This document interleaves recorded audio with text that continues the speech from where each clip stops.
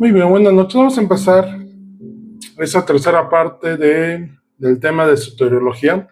De hecho, creo que va a ser corto, porque ya no nos faltó un tema, dos a lo mucho de la semana pasada, pero considero que es importante no dejar de lado lo que vamos a ver el día de hoy. Entonces, continuando con lo que habíamos visto sobre soteriología, que es la salvación en la escritura, vamos a ver lo que es el Evangelio de Dios. Primeramente vamos a orar. Padre bendito, Señor del cielo y de la tierra, te damos gracias, Señor eterno, porque tú has guardado nuestras vidas y nos has traído hasta aquí, a este momento, a esta hora. Gracias por tu amor, tu fidelidad, Señor, y por estar en nosotros y entre nosotros. Te rogamos, Espíritu Santo, que tú me estés el control en esta hora, que tú estés presente, que abras nuestro entendimiento, que nuestros corazones estén perceptibles, nuestro espíritu esté sensible a tu mover, a lo que tú quieras hacer. Y Señor, tú bendice esta palabra en los méritos preciosos de nuestro Señor Jesús. Amén. Muy bien. ¿Qué es el Evangelio de Dios? Sabemos que lo hemos escuchado, lo hemos dicho durante mucho tiempo, quizá lo sabemos, pero bueno, vamos a repasarlo. El Evangelio es la buena noticia de la salvación por medio de nuestro Señor Jesús, mediante la cual Dios, el Padre, anuncia y aplica su plan eterno de redención para todos los pecadores. ¿Y con qué fin? Para darnos vida eterna. Ese es el Evangelio, las buenas nuevas de salvación.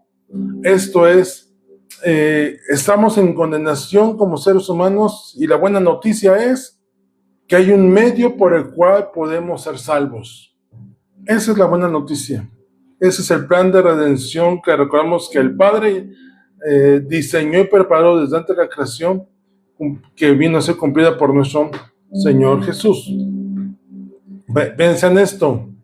Yo recuerdo, si has visto la película de La vida es bella, cuando al final dejan a los judíos ahí entre presos o detenidos en diferentes campos de concentración, en la película muestran cómo todos están a la expectativa porque ya no hay alemanes, pero están, ¿y ahora qué hacemos? ¿No? ¿Cuál es la noticia? ¿Nos movemos, no nos movemos, estamos en riesgo, salimos? Y cuando entra el ejército y le dicen, ya son libres, ya pueden salir. Y una escena muy semejante está en la película del pianista, la cual la buena noticia es, los alemanes han sido derrotados, podemos salir y regresar a nuestros lugares de origen. Esa es una buena noticia en circunstancias difíciles, en tiempos difíciles. Si lo trasladamos a la condición humana, que vivíamos en pecado, en condenación y en muerte, no había ninguna noticia buena. Literalmente estamos a la expectativa de, como decía en esa sketch de Chapulín Colorado, que alguien decía, ¿y ahora quién podrá salvarnos? Porque estaba en una circunstancia difícil. Parece, esa pregunta de, ¿y ahora quién podrá salvarnos? Vino el Señor Jesús y las nuevas del Evangelio, de las noticias. La buena noticia es, si hay salvación para ti en Cristo Jesús, en la obra que hizo el Señor en la cruz del Calvario. Dice, de hecho, todo el Evangelio de Dios, las buenas nuevas, está centrado en el Señor Jesús. De Él viene la salvación. Hace un momento comentábamos en un post en Facebook, alguien decía, yo prefiero hablar de la misericordia y la gracia antes que de condenación y culpa. Y ahí algunos comentamos, yo lo comenté, y yo le decía, oye, pero no puedes hablar de gracia y misericordia si no muestras la culpa y la condenación para que se entienda gracia y misericordia. No puedes explicar gracia y misericordia sin el contexto de por qué recibimos gracia y misericordia. ¿Por qué se manifiestan? De hecho, lo hemos comentado. Para que se muestre misericordia tiene que haber un juicio. Una sentencia en la cual la resolución, sea con la que sea, hay una resolución y sobre esa resolución el Señor muestra misericordia. Entonces, esto se trata de la condición que teníamos antes a la condición que ahora tenemos a través de nuestro Señor Jesús. Esas son las buenas nuevas de salvación y que nos da redención. Romanos 1, del 1 al 3 dice: Pablo, siervo de Jesucristo, llamado a ser apóstol, apartado para el evangelio de Dios, o sea, apartado para predicar las buenas nuevas de salvación a los hombres en Cristo Jesús, que él había prometido antes por sus profetas en las Santas Escrituras. Esto es, desde los profetas venían anunciando esas buenas nuevas de salvación acerca de su Hijo, el Mesías, nuestro Señor Jesús, Yeshua, como encarnado en hombre, que era del linaje de David según la carne. Y le da un contexto de aquí Pablo decir, no estoy hablando de alguien que no exista, existió y vino de la simiente de David. Marcos 1, 14 y 15 dice: Después que Juan fue encarcelado, Jesús vino a Galilea predicando el evangelio del reino de Dios, diciendo: el tiempo se ha cumplido y el reino de Dios se ha acercado. Arrepentíos y creed en el evangelio. Y esto era en las buenas nuevas de salvación para las vidas de todo ser humano. El evangelio literalmente significa buenas noticias. Romanos 1:16 dice: porque no me avergüenzo del evangelio, porque es poder de Dios para salvación a todo aquel que cree, al judío primeramente y también al griego. Esto es, para todos es esta posibilidad de salvación. No es un mensaje moral ni filosófico o inspirador, sino la proclamación del poder de Dios para salvar a todo aquel que en él cree. No son palabras bonitas, no es un tema de pensamiento no, simplemente es una cuestión de convicción, de creer en la obra del Señor. De hecho, por mucho tiempo se nos vendió o se vendía, no sé si a ti te tocó o no, un evangelio color de rosa. Acepta al Señor Jesús como tu Salvador y tu vida va a estar sin sufrimiento, va a ser todo bueno. No, no es cierto. No es un mensaje de mejorar la vida, sino una declaración divina de lo que el Señor hizo en Cristo Jesús para salvación del hombre. De hecho, hemos comentado al respecto. ¿Cuál es la diferencia entre estar con Cristo o no estar con Cristo? De estar con el Señor Jesús o no estar, haber reconocido o no. Porque el que está en el mundo te dirá: sufres igual que yo, sí, pero yo tengo una esperanza y vivo en paz porque Él mora en mí. Mi esperanza está en Él. A diferencia del inconverso que vive las mismas circunstancias, sufre angustia, está en preocupación y no tiene salvación. Pequeña gran diferencia. 1 Corintios 15, 1 y 2 dice: además os declaro, hermanos, el evangelio que os he predicado, el cual también recibisteis, y en el cual perseveráis, por el cual, asimismo, si retenéis la palabra que os he predicado, sois salvos, y si no creísteis en vano. Esto es, yo no, dice Pablo, yo te vine a predicar algo en el cual tú creíste. No te tuve que convencer, sino lo has tomado en ti y en ello has perseverado. De hecho, el evangelio se tiene que conservar. Se fue la palabra. Bueno, se tiene que atesorar. No olvidarnos del mensaje central que es Cristo Jesús y su obra para ser salvos. De hecho, si en lo que hemos creído no es algo perdido o tirado a la basura, de hecho es para salvación de nuestras vidas. Gálatas 1, 11 y 12 dice: mas os hago saber, hermanos, que el evangelio anunciado por mí, está hablando Pablo, no es según hombre, pues yo ni lo recibí ni lo aprendí de hombre alguno, sino por revelación de Jesucristo. Y eso es algo importante. Este plan de salvación, lo decíamos la semana pasada, no fue diseñado por el hombre. Es más, el hombre no tuvo nada, es más, el hombre ni sabía que había un plan de salvación. Todo este plan de salvación fue diseñado por el Padre Celestial desde antes de la creación. Él conociendo, Él siendo infinito, Él siendo eterno, no teniendo principio y fin, desde antes, conociendo todas las cosas, Él dijo, voy a hacer un plan de salvación para esta creación que voy a hacer, que se va a corromper, va a pecar, va a perder, va a ser instituido mi gloria. Les voy a dar un medio de salvación. Tienen la libertad de escoger, pero les voy a dar el plan. Voy a diseñarlo de forma que ellos puedan ser salvos por la eternidad o tener vida eterna. Y hay algunos principios esenciales, primordiales, fundamentales dentro del Evangelio que nos presenta la salvación de nuestras vidas, el plan de salvación. Y número 1 tiene que ser cristocéntrico. La obra redentora del Señor Jesús tiene que ser el centro del Evangelio. Su vida perfecta, muerte sustitutiva y resurrección. Vida perfecta es que Él fue sin pecado, sin mancha. Muerte sustitutiva, a ti y a mí nos tocaba ese lugar. Ya lo vimos las 2 semanas anteriores. Y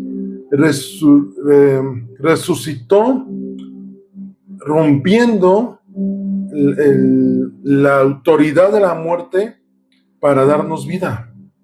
En su resurrección vino a establecer que Él no vino nomás a hablar por hablar, sino a cumplir en Él mismo el sacrificio que Él hizo perfecto, sin mancha y suficiente por todos nosotros, derramando su sangre por nuestra salvación. 1 Corintios 15, 1 y 4, hace rato leíamos, hasta el verso 2, si retenéis la palabra que os he predicado, sois salvos, si no creéis en vano.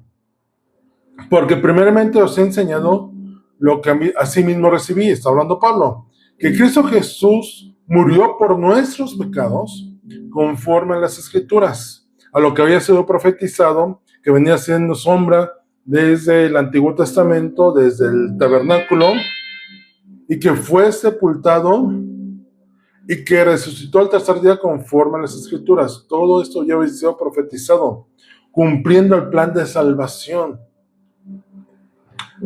Entonces, todo se centra en la obra del Señor Jesús, en la cruz del Calvario, en su vida completa y su resurrección. Y sonará repetitivo, pero el Evangelio, que es el plan de salvación, las buenas nuevas que tenemos, tiene que hablar de salvación. La salvación es por gracia mediante la fe, no por obras humanas. Y aquí es donde tenemos que tener cuidado de alguien viene a decirnos otro tipo de evangelio en el cual dice, sí tienes la salvación, pero tengo que ver tus obras, tienes que hacer esto y aquello para alcanzar salvación. Estaremos en un evangelio erróneo o corrompido. Efesios 2, 8 y 9 dice, porque por gracia, por regalo, sois salvos por medio de la fe, porque creíste. Y esto no de vosotros, no nació de ustedes no lo diseñaron, pues es un regalo, es un don de Dios, no por obras para que nadie se gloríe. No sé si por ahí has visto en internet un video de esta, se fue el nombre, Disney de Font, cubana, que está en una iglesia en Estados Unidos, y sale con un pizarrón y explica esto, que es erróneo, por cierto. Dice, si estuviéramos en la escuela, la salvación, el reconocer al Cristo Jesús la obra redentora, arrepentir de tus pecados, te da el 60% de la salvación. Y lo demás, el 40% lo cumples por obras. No, espérame. No. Y habla de obras y por ahí mueve el asunto del diezmo y honrar a la iglesia y al pastor y algunas cosas, las ofrendas al servicio, etc. ¿Y sabes qué? La escritura es muy clara, no por obras. Esa idea de que el reconocimiento de la obra del Señor Jesús en la cruz nos da el 60%, estaría siendo insuficiente su sacrificio. No, que no lo cubre todo, ¿no? Cuando tú compras, creo que les he contado esa historia, de una mujer que su sueño era ir a un crucero, y en el crucero indaga y junta el dinero y paga, y dice, ya, voy a irme una semana, o 10 días en un crucero. Y entonces empieza a juntar y dice, bueno, pues ahora tengo de qué comer ahí. Tengo que comer esos días. Entonces junta ahí en su maleta los charritos, una tortita, sándwich, etcétera. Y ya se va a su viaje, a su crucero, y después de 3 o 4 días se le acaban las reservas que llevaba. Y dice, y no tengo para comprar, y aquí ha de ser la comida muy cara, y no me va a alcanzar. Dice, bueno, ni modo, voy a meter al restaurante, voy a pedir, y cuando me digan tengo que pagar, les voy a decir no tengo, y al fin no me pueden echar del barco, ¿no? Ya cuando lleguemos a puerto, pues ya negociaré con ellos cómo pagar mi deuda. Entonces se mete al restaurante y empieza a comer, se sacia, come rico, respira profundo y dice, bueno, pues ahora a afrontar el no tener para pagar. Y entonces le dice al mesero, la cuenta. Y el mesero le hace una cara extrañada, así de, perdón, si me traes la cuenta, por favor. Y el mesero dice, ¿de qué me está hablando? Sí, de lo que comí, y me dice, ¿cuánto debo? Y dice, no, señorita, toda la comida, desayuno, comida y cena está incluida en la compra del crucero que usted hizo. No tiene que pagar nada. Ya viene incluido. ¿Qué nos deja esa ilustración? El Señor cubrió todo hasta lo más mínimo que tenga que ver con nuestra salvación. Como para que nosotros tengamos que pensar que tenemos que hacer una añadidura. No por obras, para que nadie se gloríe. Y porque si no entremos en una competencia insana. A ver, él hizo esto, entonces yo voy a hacer aquello. Y no, él aguantó 10 latigazos, yo me voy a dar 11. No, entonces yo 15. No es así. No es por castigo, no es flagelación, no, nada de esto. Es por la gracia del Señor Jesús. Y esa es la salvación, no por obras, para que nadie se glorie. No olvidemos, es un regalo de Él. Y es un llamado a respuesta. El Evangelio demanda una respuesta personal, no es grupal, es personal. Arrepentimiento y fe en el Señor Jesús. No puedes decir que recibiste el Evangelio, o más bien, no podemos decir que ha sido dado el Evangelio si la persona no es consciente y es llevada por el Espíritu al arrepentimiento de la fe en Cristo. La persona puede decir, sí, recibí al Señor Jesús, pero sigue viviendo como antes sin arrepentirse.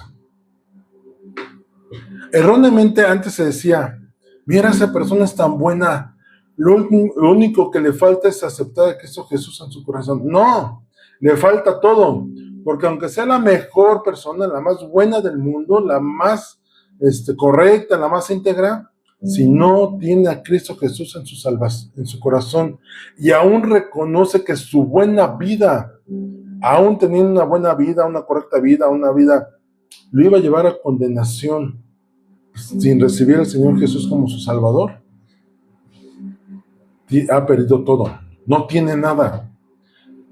El Evangelio de Dios, el Evangelio del Señor, nos lleva a arrepentimiento, nos confronta con nuestro pecado, para que entonces seamos llevados a arrepentimiento, y entonces venga la fe en Cristo Jesús. No hay otra manera, no hay otra forma. Tenemos que aceptar y reconocer nuestra condición, para entonces hay un arrepentimiento y fe en el Señor Jesús. Hechos 2:38 dice, Pedro les dijo, recordemos que estamos en el primer discurso, en el primer mensaje de Pedro, ya no estando el Señor Jesús, y les dijo, arrepentíos y bautícese a cada uno de vosotros en el nombre de Jesucristo para el perdón de pecados, y recibiréis el don del Espíritu Santo. ¿Qué fue lo primero que dijo? Arrepiéntanse y bautícense para perdón de pecados. El arrepentimiento no es únicamente perdón. El arrepentimiento es el perdón más un cambio de dirección. Mateo 1:15 dice, diciendo, está hablando el Señor Jesús, el tiempo se ha cumplido y el reino de Dios se ha acercado. Arrepentíos y creed en el Evangelio. El arrepentimiento es un punto crucial dentro del Evangelio, dentro de nuestra convicción, dentro de nuestra posición de recibir la salvación del Señor, que el Señor nos ha dado por gracia. Entonces tiene que ser cristocéntrico, que hable de el Señor Jesús, que es de salvación, un regalo de Él hacia nosotros, no por obras, sino de una salvación dada por Él, y un llamado a una respuesta. Tiene que haber una respuesta de parte de nosotros. Y por último, es universal. El Evangelio es ofrecido a toda la humanidad sin distinción como la única esperanza de salvación. No hay varios caminos, hay solo un camino. No hay zonas VIP o membresías, no.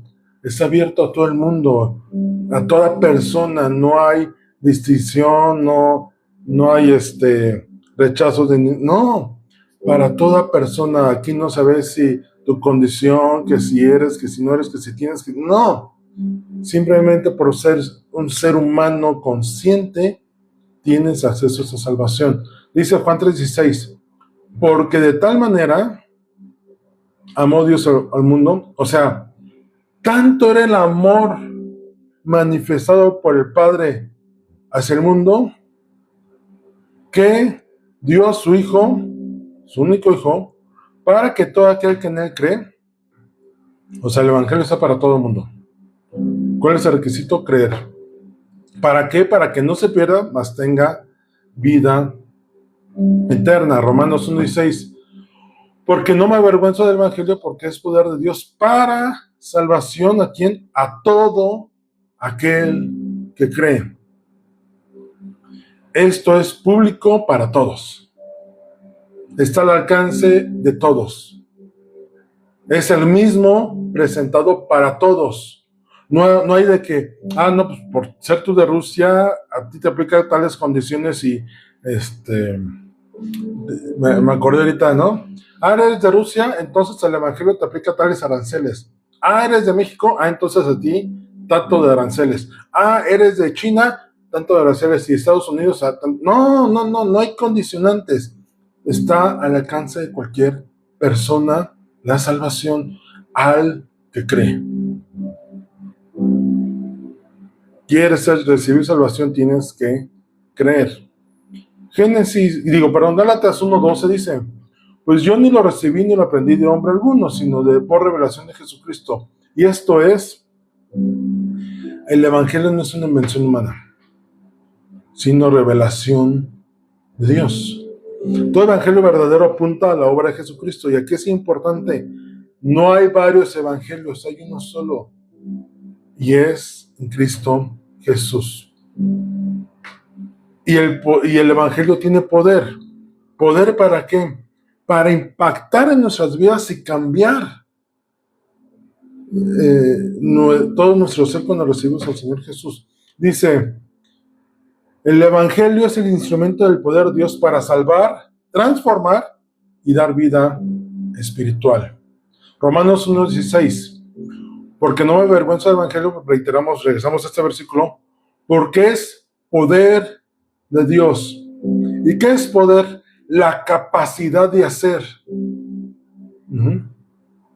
Cuando dices, no, déjalo, yo puedo hacer esto, es que tienen la capacidad para emprender o desarrollar la acción.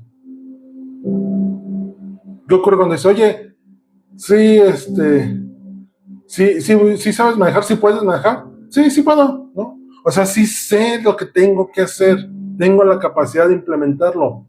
El El Evangelio es el poder, la capacidad del Padre para darnos salvación. No está el Señor implementando algo que Él no puede hacer. De hecho, porque lo puede hacer en toda su soberanía y señorío, es que nos dio el regalo de salvación. No depende de nadie más. Depende de sí mismo la salvación. Y la puso a nuestro alcance. Por medio de Él, Dios produce la regeneración del creyente, de las buenas noticias. Él nos transforma, nos regenera nuestra condición original, porque recuerden que nosotros estábamos destituidos de la gloria de Dios. Y recuerden que les expliqué qué es ser destituido. No es lo mismo que ser despedido. Tú puedes tener una gerencia o ser, sí, puedes ser un gerente, o a lo mejor estás en el ejército y es un capitán, un general, no sé. Una cosa es que te despidan, que te quiten del puesto, que dejes el puesto, pero sales siendo el gerente. Sigues conservando tu título de gerente, o si estás en el ejército, dejas el puesto, pero te vas con el grado que tienes, general, capitán, teniente, almirante, no sé.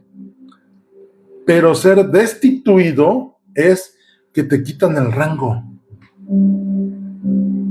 Si eres un capitán y te destituyen, te quitan el grado, te degradan y te hacen nuevamente soldado raso.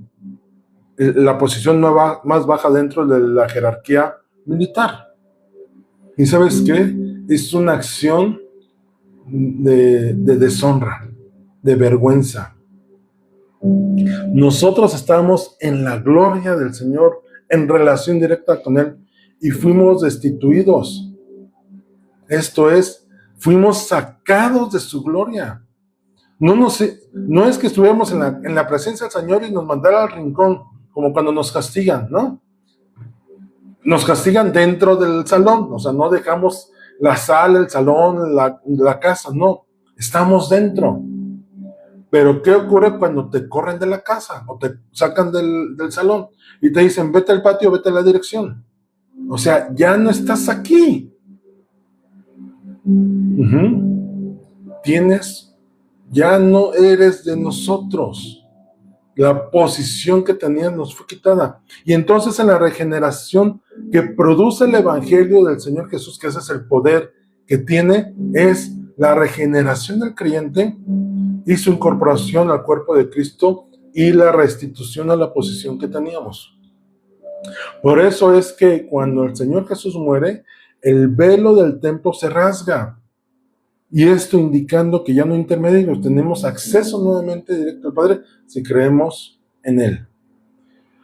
1 Corintios 12:13 dice, porque por un solo espíritu fuimos todos bautizados en un cuerpo, sean judíos o griegos, sean esclavos o libres, y a todos se nos dio a beber de un mismo espíritu. Y esto de un mismo espíritu es que cuando nosotros recibimos este evangelio, lo hacemos nuestro y decimos, sí, yo reconozco, necesito un Salvador y reconozco al Señor Jesús como mi Salvador. En ese momento el Espíritu Santo dice, ¿ya lo dijo? Marca, sello, ya eres hijo del Padre. Ya fuiste restituido, ya fuiste regenerado, ya fuiste justificado. Ya la expiación, la propiciación, todo se cumplió. La liberación ya fue hecha. Lo que se debía ya fue pagado. Lo que el Padre demandaba fue cumplido. Donde estabas esclavizado, fuiste hecho libre. Eso es lo que vino a hacer el Evangelio de salvación, es lo que hace. Es por nosotros somos un vivo testimonio de esto. Alguien nos presentó el Evangelio y de la condición que pensábamos fuimos convertidos. A lo mejor tú dices, no, pero es que yo desde chiquito fui a la iglesia, ¿no? O una de dos. O no has hecho tu decisión consciente de salvación, o te ocurrió como a muchos, como en mi caso, que siendo niños que crecimos en la iglesia, tarde o temprano fuimos confrontados. Y no por ir a la iglesia éramos salvos, sino hasta que hicimos una decisión de fe con Él, que dijimos, me han traído a la iglesia, pero ¿sabes qué? Aunque me hayan traído a la fuerza, porque eran mis padres, porque yo era menor de edad, no sé. Señor, yo quiero estar contigo porque he reconocido tu salvación en mi vida, porque te he reconocido como mi Salvador. Aunque haya venido desde niño, yo necesito un Salvador porque he pecado delante de ti. La salvación, el Evangelio viene a enfrentarnos con la convicción de que hay salvación para nuestras vidas, a pesar de que hubiéramos pecado y estuviéramos destituidos de la gloria de Dios, condenados a muerte y viviendo en pecado. El Evangelio es la proclamación divina de la obra redentora de Cristo. Si viene otro evangelio a hablarte de cualquier otra cosa o menos de lo que hizo el Señor Jesús, reconocer su obra, no es evangelio. Así de fácil. Porque el evangelio habla de Él. De hecho, toda la escritura habla de Él, de lo que Él vino a hacer, lo que Él vino a cumplir para darnos salvación. Y entonces, ¿qué ocurre con nosotros como creyentes? Debemos vivir conforme al Evangelio. Si el Señor mora en nosotros, dejamos que Él viva en nosotros. Confían únicamente en el Señor y proclamando estas buenas noticias a las demás personas. ¿Cuándo fue la última vez que le compartiste a alguien?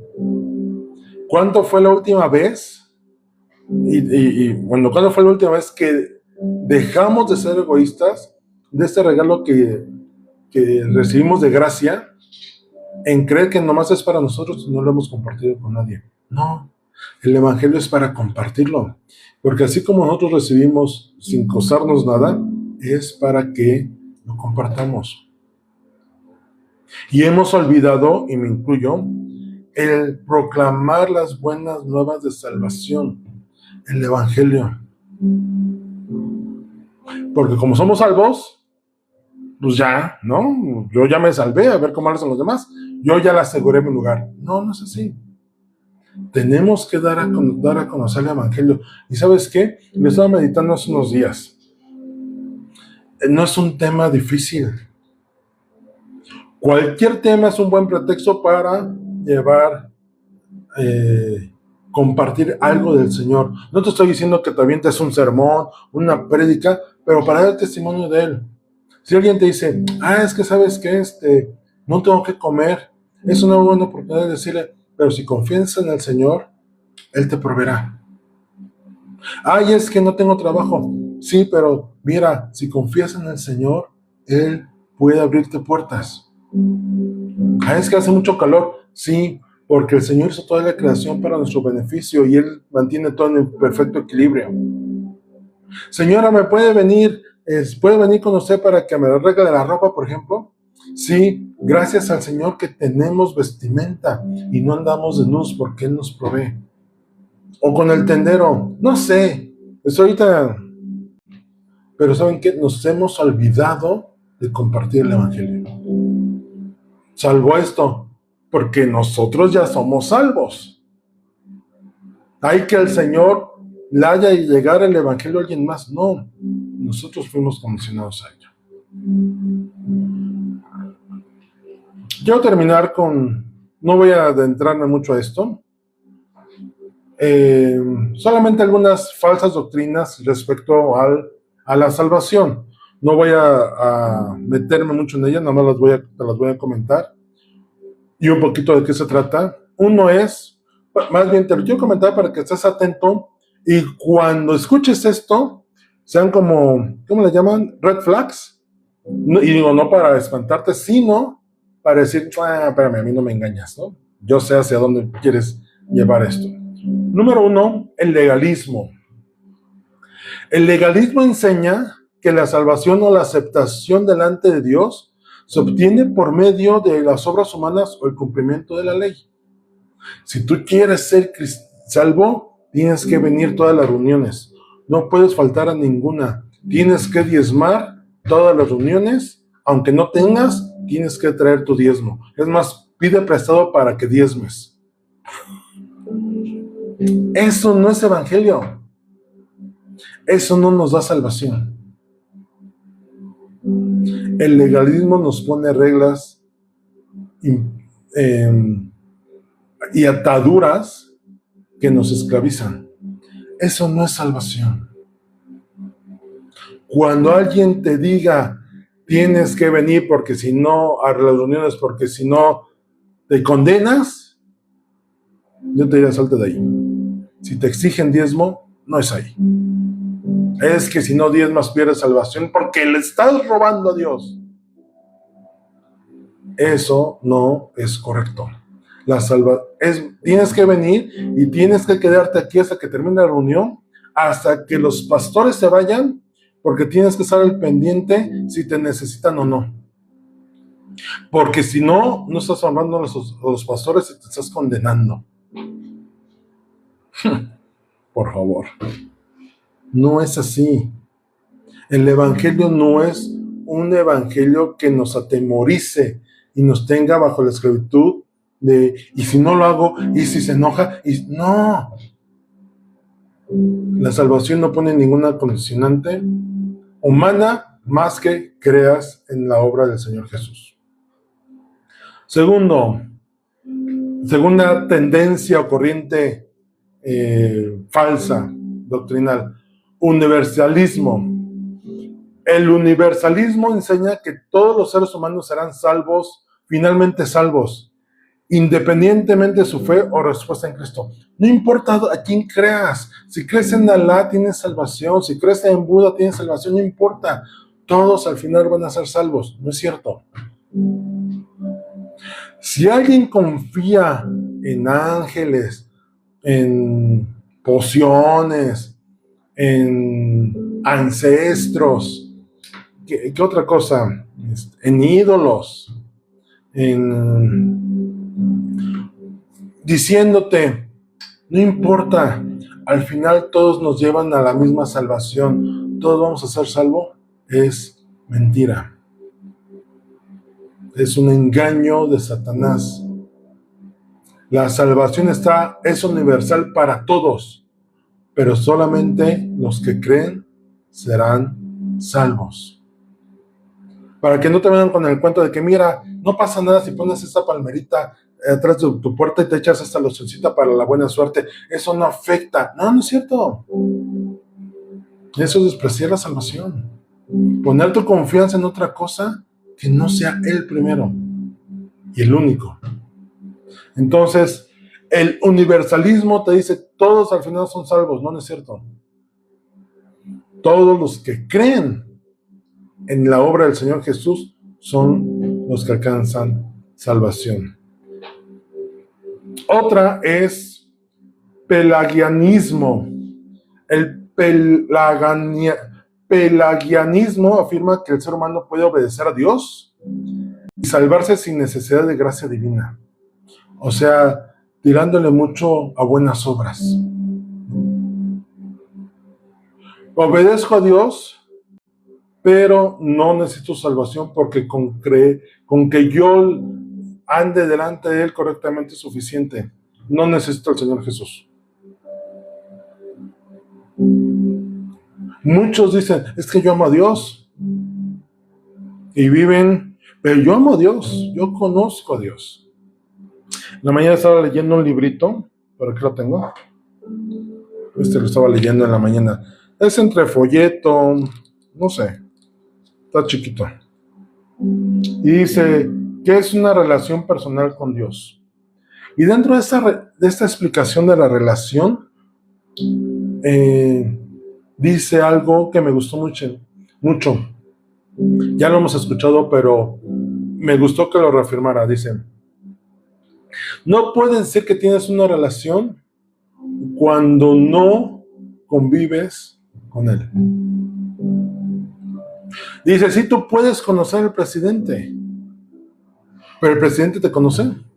El presidente te puede identificar en una multitud. No puedes decir que tienes una relación con él si él no te conoce, si no has intimado con él. No es suficiente con que la gente diga conocer al Señor si no tiene una relación con Él.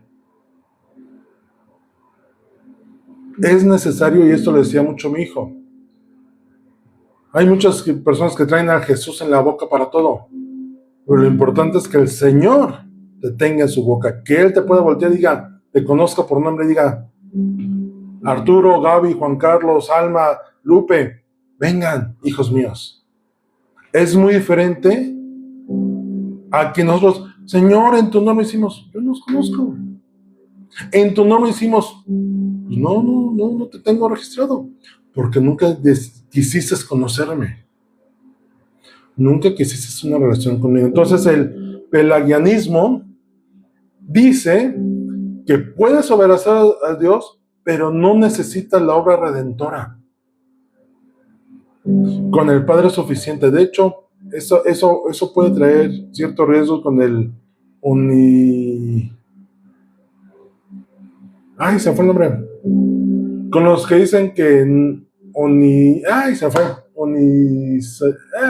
bueno, los que creen unicitarios, con los unicitarios, que creen que solamente hay un Dios, que no hay Trinidad, y que Dios se manifiesta, una misma persona se manifiesta o actúa como Padre, como Hijo, como Espíritu Santo. Si esto fuera cierto, entonces la obra redentora del Señor Jesús lo estarían haciendo a un lado. No la reconocían porque dicen, yo conozco al Padre y me es suficiente. ¿Y si la obra del Hijo? No, porque era el Padre. El Padre se envió a sí mismo para morir en la cruz, para cumplir su propio plan que... No.